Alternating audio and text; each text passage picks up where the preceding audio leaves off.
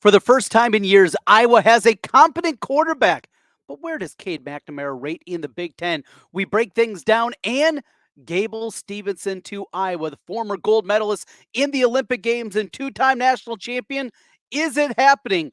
All today, Locked on Hawkeyes. You are Locked on Hawkeyes, your daily podcast on the Iowa Hawkeyes. Part of the Locked on Podcast Network, your team every day.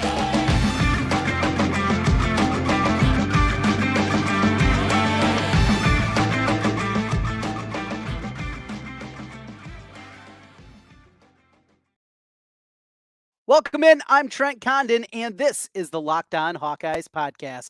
Thanks for making Locked on Hawkeyes your first listen every day. We're available wherever you get podcasts. You can also find us on YouTube. While you're there, make sure you hit that subscribe button. It helps us get in front of more Hawkeye fans. Well, we got plenty of football talk here as we gear up for football media days coming up right around the corner, less than a week and a half away, and we will get things started in Indianapolis and a whole lot more about this Iowa football team. We know about the three players that'll be accompanying Kirk Ferentz to Indianapolis. It'll be Noah Shannon making his way there. Also on his way, Luke Lachey and Cooper DeJean will be the three players there. One that was a surprise, we talked about this a little bit last week, is the quarterback, Cade McNamara. McNamara comes in much ballyhooed after a career at the University of Michigan, led that team to a Big Ten championship, led them to the college football playoff, and then ultimately lost his job this year to J.J. McCarthy. But hey, somebody's back up for Iowa. That can be a good thing, and certainly what we've seen over the last three seasons and cratering this past season of Iowa football and what happened offensively and the quarterback play, it's going to be an upgrade. I don't think there's any doubt about that. And some interesting numbers. So here about a month ago, maybe a little more than a month ago, we got a group of questions for all of us podcast hosts on the Locked On Network on the college side. And we went through and we rated a bunch of different things: program strength, athletic department strength, basketball brands, football brands. And then we also broke down quarterback play at each of the institutions. And it ultimately led us to ranking the quarterbacks in the Big Ten 1 through 14. I think you're going to be a little bit surprised. And this is not just my rankings. This is everybody across the Locked On Network and ultimately where they landed with Cade McNamara. Let's, in fact, take a look at this list. And quarterback, obviously, it is the most important position in sports. There's no doubt about it. We certainly know that, year in and year out, just the importance of the position, and not just in football. In maybe sport, there isn't a position that is more important for what it is: A, running the offense; secondly, the notoriety that comes along with it, the leadership qualities that can be so important in this one. There's just so many factors that make quarterback play completely different than anything, certainly in football and maybe any other sport. So let's go through it here and take a look at what the other Locked On hosts ranked the quarterback play. Well, starting at the bottom, we'll go up from 14 up to 1. And at the bottom spot, it was whoever wins the Rutgers job coming up this year, be it Gavin Wimsatt or Evan Simon, whoever it is, they got ranked 14. Number 13, Ben Bryant, the transfer from Cincinnati. He is the heir apparent at Northwestern coming up this season. He comes in at number 13. Number 12 is Taven Jackson for Indiana. Number 11 is Noah Kim. Now, this will be the one that, we can argue about the merits here. They've had transfers there. Michigan State has just had so much happening inside that program. It's very difficult to get a read on what they anticipate. I know they like him. I think they believe that this is their future. And Mel Tucker, after a disappointing year two, trying to gear things up and going with a little bit younger guy there. Here's the next one on the list. And I would like to get your guys' perspective on this one. Number 10, Minnesota quarterback, Ethan Kalamanis. So we see Kalamanis last year, and at the beginning of the year, he was terrible. So when he's taken over for Tanner Morgan, with the injuries that started to pile up on him, you saw Kalamanis, and he was rough. The great quarterback that he was down there at IMG, he was a guy that was pretty ballyhooed coming out of the high school level, and it looked like this was going to be a miss. But then all of a sudden, at the end of the year, started clicking a little bit more. Played well against Wisconsin towards the end of the season. When we saw him against Iowa, not very good. When I saw him a lot of times throughout the first couple of years on campus, didn't seem like he was going to be a guy. But just at the end of the year, it started to click for him a little bit more. I think he's going to be a fun one to keep an eye on. And if he can play at a high level this season, I think the Gophers have a chance to certainly move their way up in the Big Ten West, and maybe they could be the team that's pushing Iowa, Wisconsin to win that division crown. Number 9 on the list is Jeff Sims, the Nebraska quarterback, formerly of Georgia Tech, a terrific athlete, guy that can run around and make some plays. And now in year number 1 of Matt Rule, we will see what he looks like out there. He checks in at number 9. Number 8, Illinois quarterback Lute Altmaier. These are the rankings from the Locked On Network. He comes in at number 8. Yes, we're still not to Cade McNamara, as he is further up the list. So it is Altmaier at number 8. He's a guy at Ole Miss. There was a couple of times I really liked him. Now, admittedly, I didn't watch him game in and game out. I think that is something where you look at Altmaier, and consistency was certainly a problem for him. But he's a guy that I really like, and he comes in at number 8. Number 7 on the list, it is Hudson Card of Purdue. Former Texas quarterback Hudson Card. I thought he did some good things also. I liked what I saw at times. There were some spurts. I know he battled injuries at Texas. He's a guy. We'll see. You're number 1 of a new coaching staff there. Look, it's going to be incredibly difficult for a coach in Ryan Walters to come in right away with Purdue after what they were doing under Brom and hit the ground running. I think defensively, you're going to see a step forward, certainly from that program. We'll see what happens offensively. Number 6, still no Cade McNamara. It is Tanner Mordecai for Wisconsin. The Badger quarterback comes in, much ballyhooed himself, threw for a ton of yards, put up monster numbers at SMU, and now with the change in offensive system, the same is anticipated for him, though back in spring practice, it did not go very well for Tanner Mordecai. And now we get into our top 5. For our viewers here on YouTube, you can see it right now on your screen, and there is at number 5, Cade McNamara checks in at number 5. Number 4 is Kyle McCord, the anticipated starting quarterback for the Buckeyes.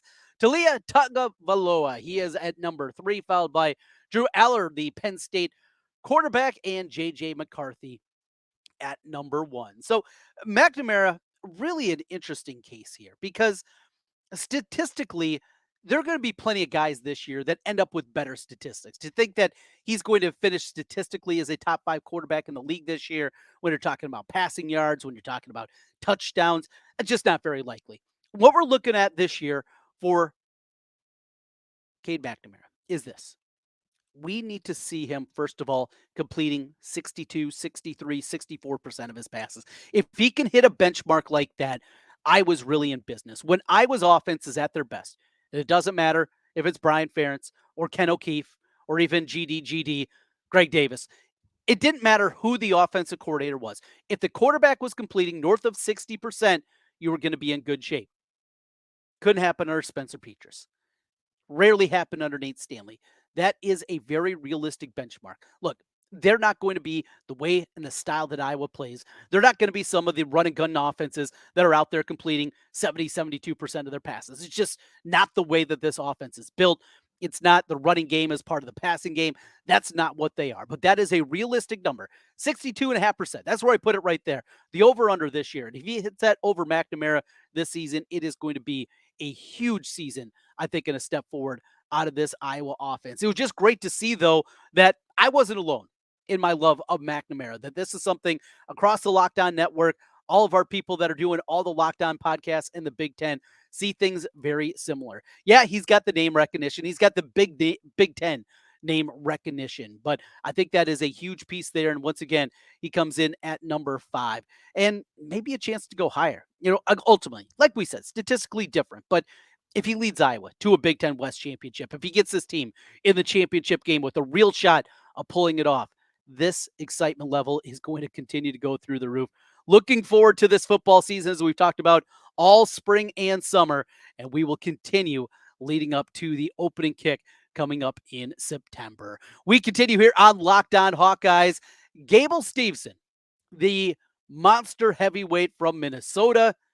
Is there still a real chance that the Hawkeyes could be his final destination for his final year of eligibility? We touched on this last week. There was a little bit of smoke. That smoke is billowing up and getting a little bit hotter, including a tweet from Gable Steveson. We'll talk about that. Swarm Vodka is now on shelves, and we will get into a loss of a great Hawkeye. That's as we continue here on Locked On Hawkeyes.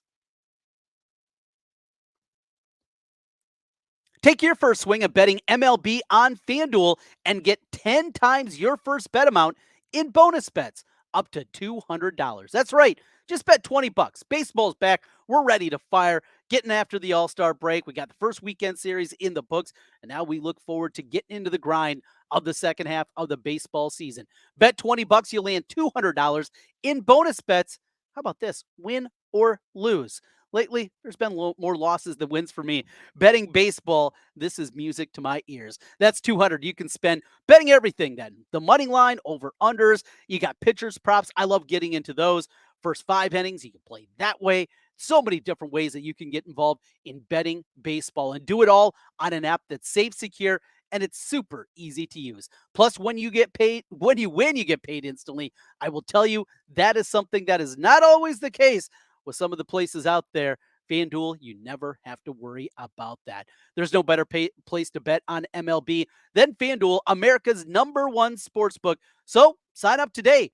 All you have to do is go to FanDuel.com/lockedon, and you're going to get up to $200 in bonus bets. FanDuel.com/lockedon. FanDuel, official partner of Major League Baseball.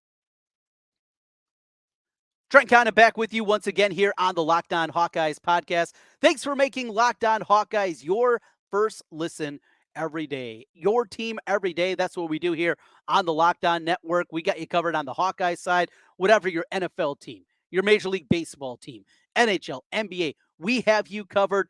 Locked On Big Ten, Locked On Fantasy Football. If you're gearing up for that, we have you covered, and glad to have you aboard with us here on the Locked On Network. Well, as mentioned, a little bit of steam last week, and every day, as you will certainly know, we touched on this a little bit, Gable Steveson, and the possibility that he becomes an Iowa Hawkeye. Well, now a little bit of fuel added to that smoke here today. Later Sunday evening, there was a tweet sent out by Gable with just a little Hawkeye emoji. Well, it's a chicken emoji. Let's be honest. There's no Hawkeye emoji, unfortunately. I'd love to have the Tiger Hawk there or Flying Herky or something like that. We don't get that, so you got to be a little different. So what I was got a little chicken out there. And then he just had a question mark behind it. And of course, Twitter went absolutely crazy. I mean, people are taking this thing. It's over. He's coming to Iowa. Then a little bit later on, he puts out the same one emoji that is used for Michigan. That created a firestorm. Just on and on. Minnesota. Does he go back? Well, here's a couple of things. First of all, he has 1 season of eligibility. And people say, well, Cassiope's still got another year of eligibility. What would happen for him? Are they just going to let a guy rot in his senior season? Guy that's been an All-American for you? Guy that's put in the work in the wrestling room? Is that somebody you're just going to leave aside? Not so fast on that front. Cassiope has an Olympic redshirt. He can redshirt this season. Then in the 2024-25 year, come back for his final year of eligibility and be able to finish out that way. What about Ben Keeter? What's going to be his future? Football field here this year. You're trying to play both football and wrestling. What's going to happen for him? This is a guy also incredibly accomplished. In fact, one of the most accomplished guys here at the youth level that we have ever seen from the state of Iowa. So there's a lot going on that front. But I continue to hear from people in the wrestling community that this is real. This is not just a smoke out there because it's the off season. We're always looking for something. There's a real possibility. Now, the Hawkeye Wrestling Club certainly needs to come to it. Their collective that they have, that is a big piece of this, of what it's ultimately going to be. And another component that I remember back to is his final match at Carver Hawkeye Arena and the ovation that was given to him by Hawkeye fans. Now, before that, let's not kid ourselves. I mean, if you know Hawkeye wrestling, it's not like it's all just everybody just sitting back and being just enamored with this great athlete and this incredible wrestler. And though he's wearing a different singlet, you're loving him the whole time, because that wasn't the case, right? You're giving it to him. And that's what Iowa wrestling fans did. But after the match was over, the ovation that he got, I think that's something that really stuck with him and understanding the community. Look, he could go anywhere in the country that he wants. He could go wherever he wants and win another national championship. It's just the reality of what he is as an athlete and how talented he is as a wrestler. But I think that stuck with him, and the Iowa wrestling fans and the community, and the ability to come back for one more season and not be out there in front of a couple of thousand people, but 15,000 strong in Carver Hawkeye Arena every single time that he's on the mat. I think that is something that is incredibly important to him. Here's another component, though. He's not officially in the transfer portal.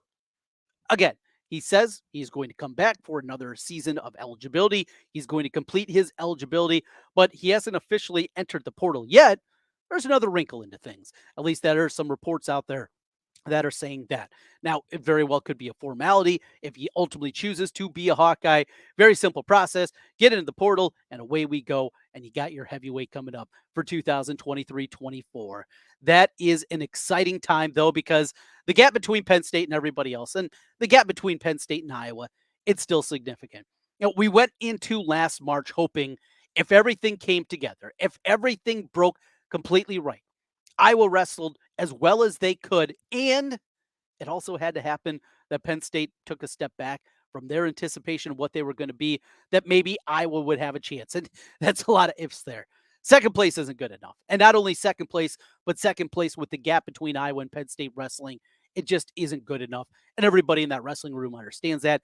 Every one of the coaches understand that too. That is something that everybody knows. But this is exciting. And this is something that continues to have some real momentum to happen. As we continue here on Locked On Hawkeyes, we've been talking about the new Swarm beer. Now Swarm Vodka is available. Not only can you help out Iowa student athletes when you're drinking beer, well, you want to make that Bloody Mary in the morning, we got you covered there as well. Plus, Iowa basketball loses one of their biggest champions. We'll do that as we come back here, Locked On Hawkeyes.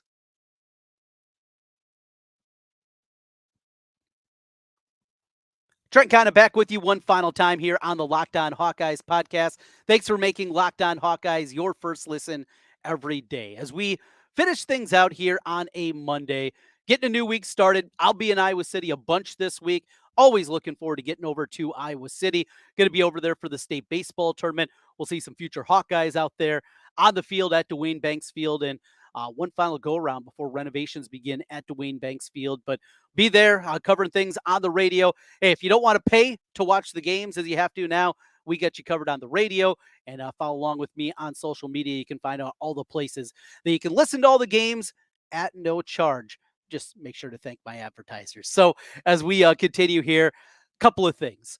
Talked about the Swarm Golden Ale and continue singing the praises, continue to be out there, get into a bunch of different people. So today, my nephew getting married. So we had a wedding shower here on Sunday. And during the wedding shower, he's a big Iowa State fan, grew up an Iowa State fan, went to Iowa State. I said, all right, he's a big beer guy. I had to have him try it. Now, I was going to give him a blind taste test first, but we were starting to play bags and we're having a good time. So all right, have a swig. And he said, pretty good. Coming from an Iowa State beer drinker, hey, that's pretty commendable. And that's pretty high praise coming from my nephew, Nick, too. That was a real good one there. Congratulations to him and Mia getting ready to be married here in a couple of months. But yes, a Cyclone fan even gave it another thumbs up there. I will definitely take that. But we've talked about it a ton.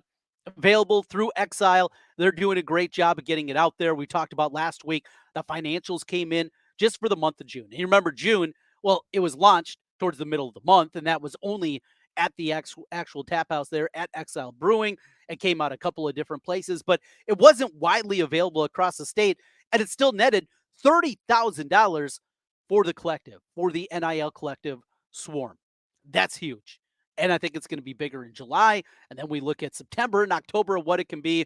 This is an absolute home run. Well, they've taken a step further now, and they've partnered up with another Des Moines-based company, and that is the Foundry right where I live in West Des Moines. The Foundry puts together a really cool distillery.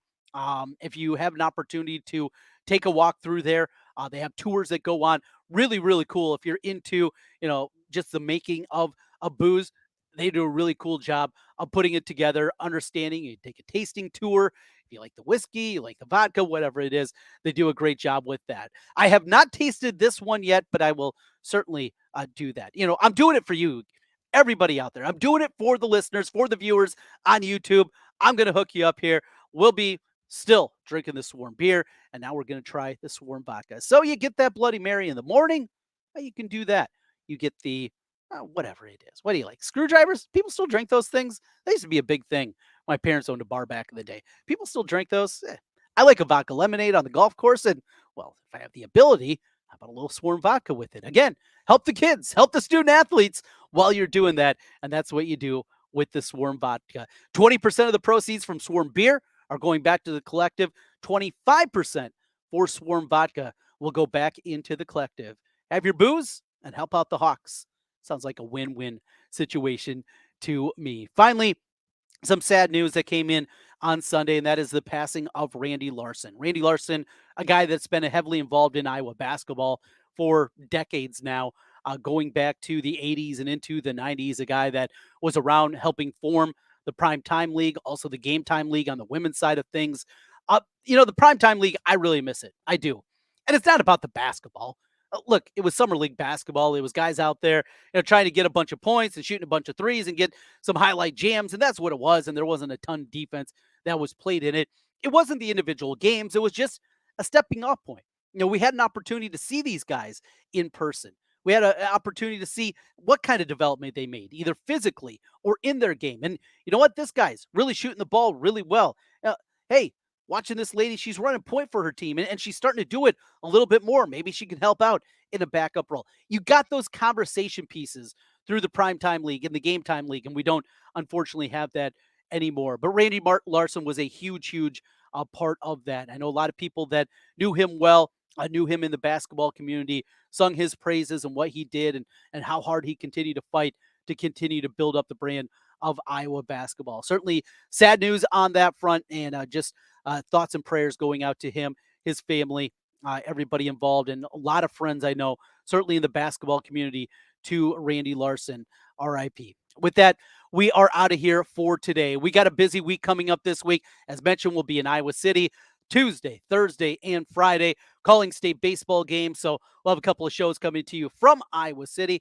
And maybe we're over there. We'll see if we can sneak in a little something special from Iowa City. Always fun to get over to Iowa City, check everything out. And, you talk to a few more people. Every once in a while, you get a little more information. Every day or two, I got you covered on that front. We'll be talking plenty about that. That'll do it for the program here today. Continuing on, thanks for making Locked On Hawkeyes your first listen every day. We'll talk to you again tomorrow. Go Hawks.